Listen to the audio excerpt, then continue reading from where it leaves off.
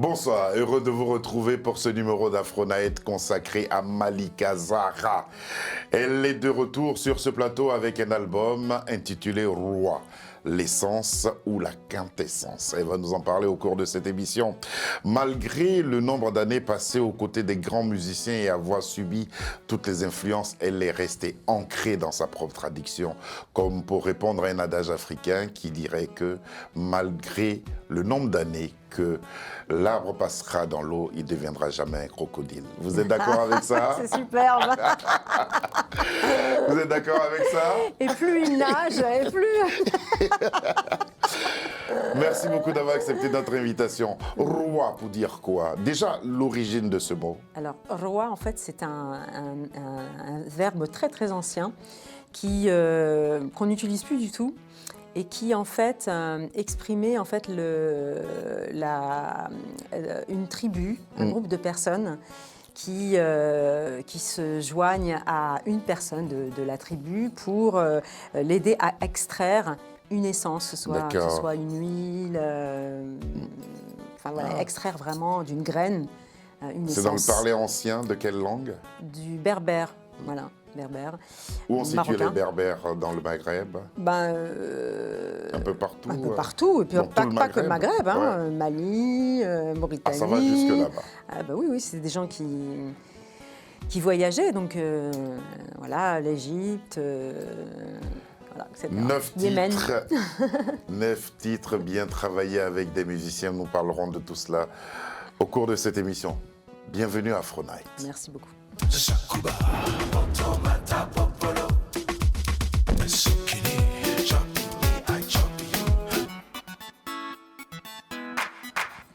Malika, on va vous retrouver à présent avec d'autres chanteuses. Vous faites quelque chose d'exceptionnel, on regarde.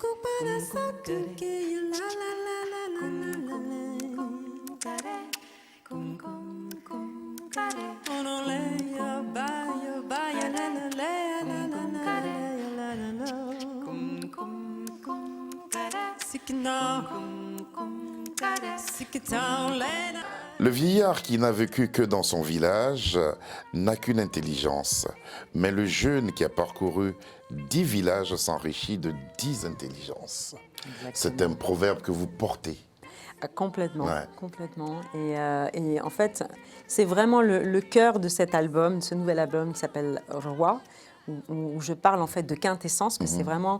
après les États-Unis, après New York, en fait, j'ai toujours voulu passer du temps au Maroc. Et ce voyage que j'ai fait suite à 11 ans à New York, c'était vraiment pour toujours cette recherche d'identité. Mais en fait, plus on voyage et plus on s'enrichit des autres, et plus en fait on va un peu plus profond dans ce qui est l'essence de ce que l'on est. Et donc cet album, c'est vraiment l'expression de l'essence d'une personne.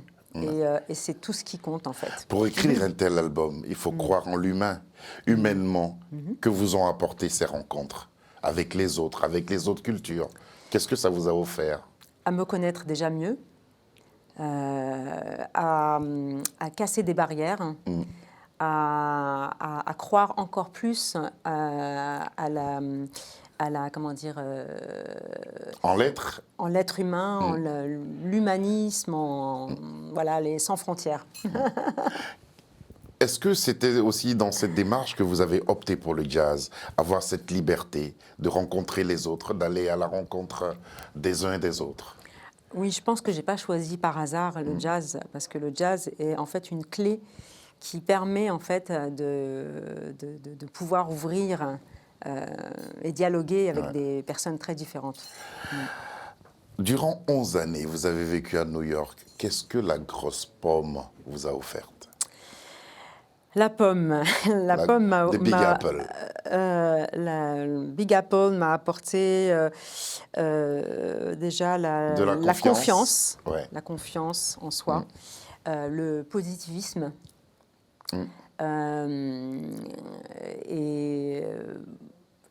Oui, encore plus le combat. Je suis une guerrière, hein, avec des gants de velours, hein, mais vraiment, cette ville, c'est une ville magnifique qui permet vraiment d'aller encore toujours plus loin. C'est votre art qui suscitait la curiosité, ou les Américains sont à même d'accepter? Sont-ils aussi curieux que certains Occidentaux, que certains Africains? Je dirais que par rapport à ce que je connais, c'est-à-dire par exemple la relation entre l'Afrique et l'Europe ou la France, c'est pas la même histoire. Ils n'ont pas la même histoire avec les Africains, par exemple les Américains. Donc du coup, effectivement, j'ai trouvé qu'il y avait plus d'ouverture. Après, eux ont d'autres problèmes, on va dire. Ouais, c'est clair, c'est clair. Ça se comprend. Racisme et tout ça. Et pas mal d'autres sujets. On the Ebony Road, ça c'est le premier album, Berber Taxi, deuxième album, que vous ont permis d'accomplir ces 2 premières productions? De m'affirmer, de voir la richesse de mes cultures, de pouvoir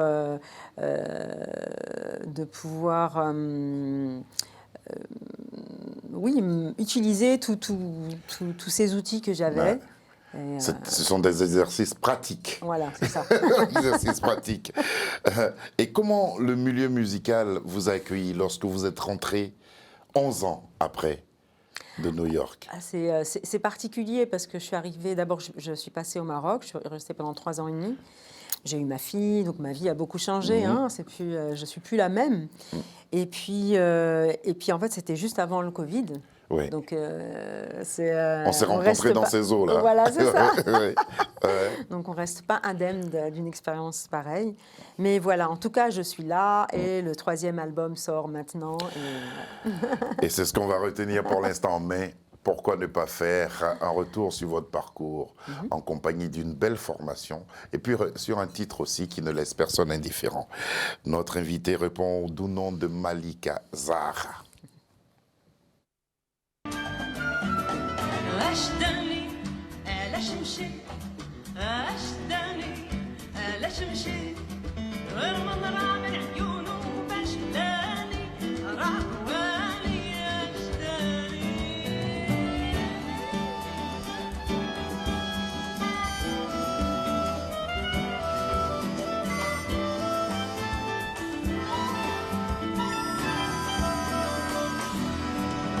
من بعيد قلت له واش شاغل بالي نزوق فيك هتشوف تبرد جماري بديت من بعيد قلت له واش شاغل بالي نزوق فيك هتشوف تبرد جماري قال لي وانا مالي اش داني اش مشي اش داني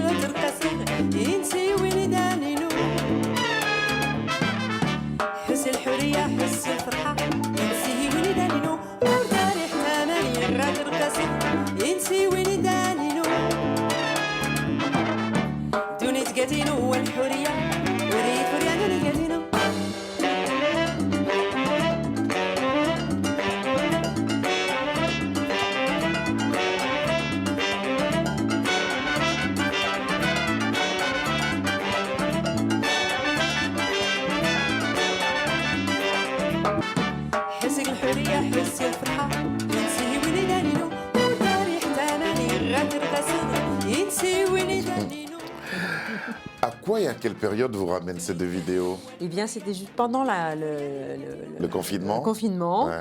Et c'était pendant le confinement, Arturo Farrell and the Afro Latin Jazz Orchestra Vous continuait n'avez à pas jouer. arrêté de travailler? Oui, oui, non, mais c'est incroyable. Ouais. Ils ont continué à jouer au Birdland. Et donc, ils ont eu cette idée d'enregistrer, de faire un album. Et donc, je crois que ce morceau aussi y était. Donc, cet enregistrement a été nominé aux Grammys. Et c'est une expérience formidable. C'est tellement fun. Et sur la grosse scène? Ça, c'était à Abu Dhabi. Abu C'était Dhabi. super. Et cet été aussi, au mois d'août, c'était incroyable. Tous vos concerts étaient sold out. C'était sold out, incroyable. Et vous continuez de tourner avec le band? Oui, oui, on rejoue encore. Ouais. Est-ce que vous avez eu l'occasion de confronter votre talent à la musique asiatique? Asiatique, non? Non, pas Non, encore. non, C'est pas un autre encore. voyage. Mais comment votre culture originale a résisté justement à toutes ces influences-là? Mais en fait, je pense vraiment que, en fait, on a toujours peur. Souvent, je me rends compte que les gens qui expriment des peurs ou du racisme, etc., c'est en fait souvent des gens qui ne sont pas beaucoup sortis, en fait, et qui n'ont pas eu l'occasion de vraiment... parce que Connaître finalement, les autres. Voilà, connaître les autres. Plus on rencontre d'autres cultures, et en fait, plus notre identité est vraiment plus forte, plus stable, Ouais. plus claire. Et il n'y a même plus besoin de se battre avec qui que ce soit ou quoi que ce soit. Ouais. Les deux chansons que nous avons entendues, c'est chanté en berbère. Non, celui Non. d'avant, c'était en arabe dialectal. D'accord. C'est un compositeur marocain, Larbi, je ne me souviens plus de son nom. Et ça, c'est un Biri Kumbi, c'est un standard écrit par zut, un très grand C'est cubain. vrai. Mais ça, je l'ai noté. Vous verrez sur le crédit.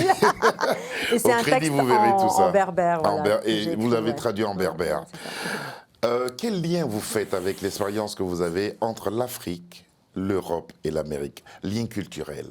Quels sont les liens?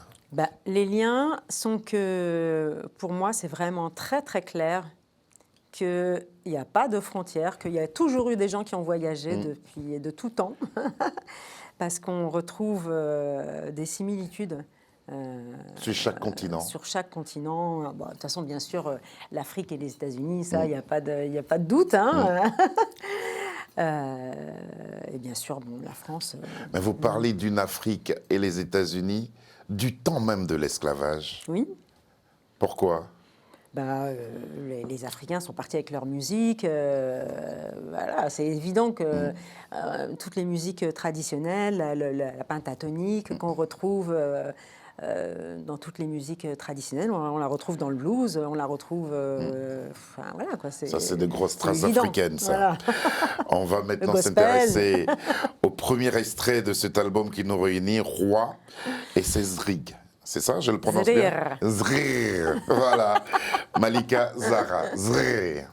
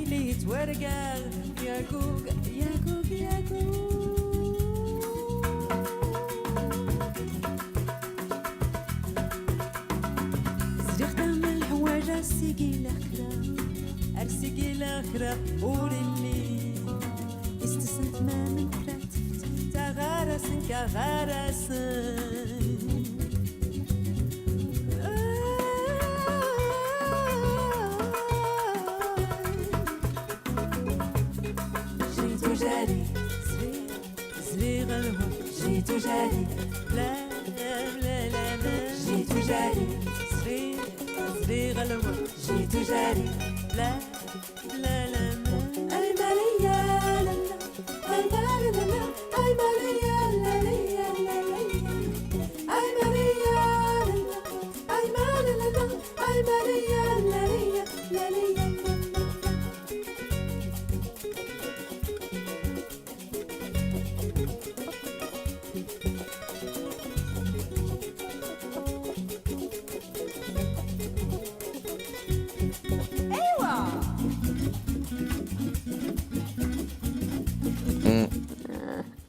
Il y a du rythme là. Ah, bah, c'est On l'Afrique, danse. quoi. Hein, c'est l'Afrique. C'est Hein. l'Afrique, beaucoup de danse. Après toutes ces années à travailler, à collaborer avec les autres, comment vous avez abordé la réalisation et la production de cet album-là, qui est le vôtre? Ouais. Oui, oui, oui. Alors cet album, c'est marrant parce que les deux premiers, ça a été très rapide. J'aime pas trop, je trouve ça très stressant d'enregistrer un album. Et je ne l'avais pas du tout prévu comme ça. Au départ, je pensais en duo, trio. Et puis, bref, au fur et à mesure du temps, ça a évolué à force de jouer les morceaux. Je trouvais ça intéressant de pouvoir rajouter d'autres morceaux. Donc, au départ, je pensais prendre le pianiste avec lequel j'avais commencé à New York et le ramener à Paris pour jouer avec d'autres musiciens africains résidant en France. Et c'est très compliqué pour le faire venir parce qu'il a un passeport marocain.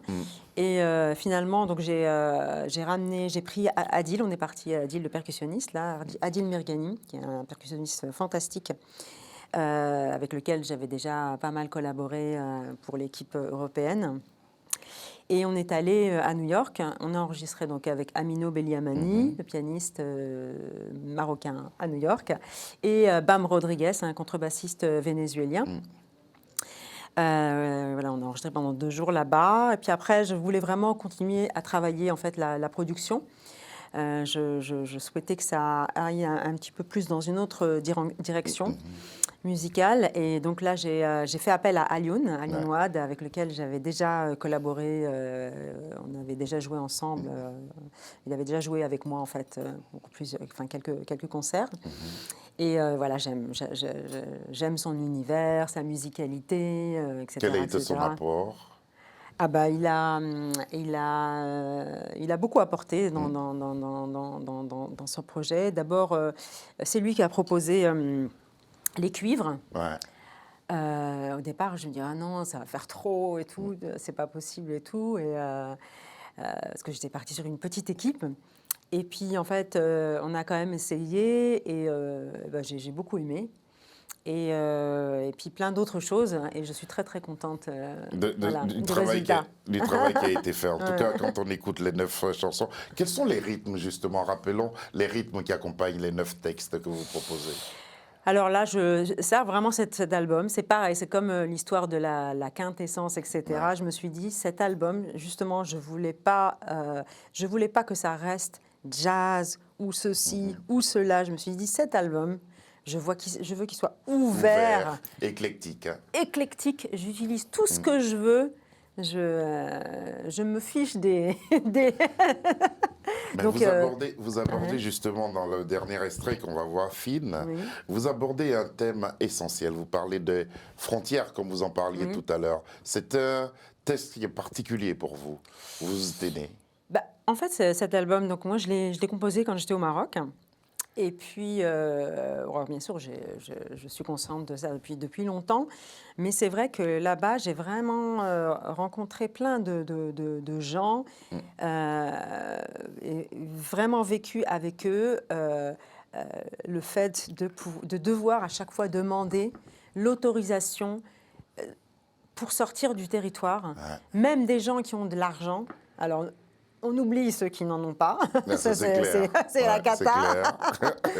Et c'est tellement humiliant, quoi. Et je me dis, mais pourquoi, en fait, pourquoi tant d'injustice? Donc voilà, là, je parle... Tant de barbelés dans un monde qui n'en a pas besoin.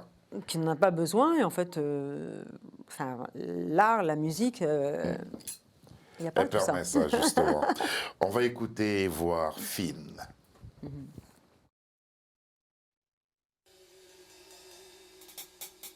من جهة البحر والماج من جهة الصحراء العطش من جهة الحدود مسدود أنا عايشة بحال شي جزيرة ما عندي فين نمشي ما خارجة فيه بلا ورقة بلا فيزا بلا سطا بلا فلوس بلا تبيع من جهة بحر والماج من جهة الصحراء العطش من جهة حدود مسدود أنا عايشة بحال شي جزيرة ما عندي فين نمشي ما خارجة فيه بلا ورقة بلا فيزا بلا صدا بلا فلوس بلا تبيع ding dum da dum ging ding dum king dum dum king ging ding dum ba da ding dum king dum dum dum dum get ding dum king dum ging ging ding dum ba da ding dum king dum ding dum ba da ding dum king dum ging ging ding dum ba da. Traduisez pour nous cette partie-là. Juste cette partie. Liberté. La liberté, c'est quand j'entends cette partie, en fait, j'ai l'impression d'être dans l'espace. Dans l'espace. Où il n'y a plus de frontières. Il n'y a plus de Où il n'y a frontières. plus de frontières. Vous qui avez joué avec tant de musiciens, qui avez fait tant de concerts, que représente pour vous le concert du 16 février prochain à l'Ermitage? Ah ben c'est un bébé qui naît. Parce que cet album, j'ai travaillé très longtemps dessus. Donc voilà quoi. Vous l'avez déjà présenté ou pas encore? Ça va être la première présentation. Ici à Paris. Oui. C'est important pour vous Ah bah oui. de conquérir ce public parisien? Oui, parisien et worldwide. Ouais, d'accord, un monde beaucoup plus large, justement. Avec quelle équipe et avec quel musicien vous serez sur scène? Alors là, donc malheureusement, Aliou ne peut pas être là cette fois-ci, mais j'ai quand même une super équipe. J'ai Carl-Henri Morisset, un pianiste fantastique, originaire d'Haïti, Adil Mirgani, marocain, Gino Chantoiseau, un bassiste de l'île Maurice. Oui. Il y a du monde, hein? Eh ben, on va être 6. Il y a du monde et différents pays, et Ah oui, mais différentes sensibilités. l'album, je crois on est une quinzaine, je crois, Une quinzaine de hein. nationalités, Donc, je crois. Ah, non, c'est bien. C'est très, très, très bien.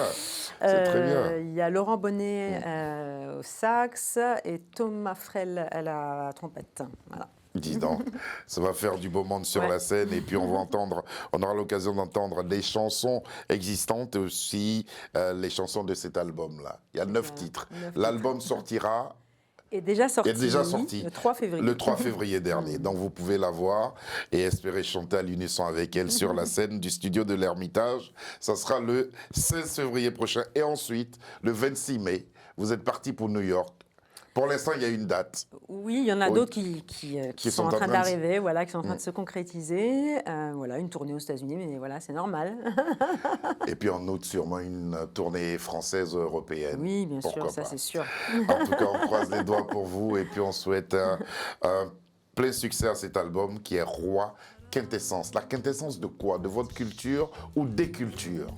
La quintessence de l'uniqueness de chaque personne.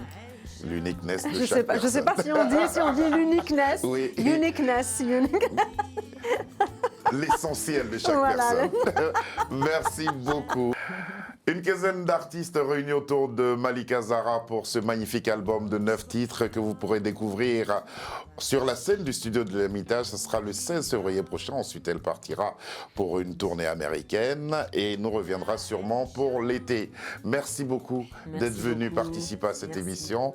Cette émission a été réalisée comme tous les soirs par Sabir Gaïb à ses côtés. Il avait Lucie Dionne. Et puis, nous avons eu beaucoup de plaisir à être en compagnie de Malika Zahra. Merci, Bravo Serge. pour cet album-là. Et puis, félicitations à tous les musiciens. Bonsoir et à demain.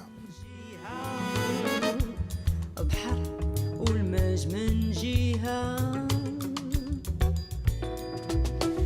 الصحراء العطش من جهة حدود مسدود أنا عايشة بحال شي جزيرة ما عندي فين نمشي